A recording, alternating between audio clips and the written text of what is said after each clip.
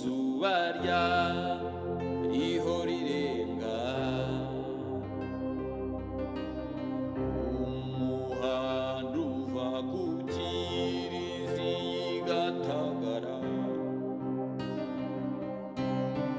yari kumwe n'umurwaza we izuba rirasa ku ruhanga rwe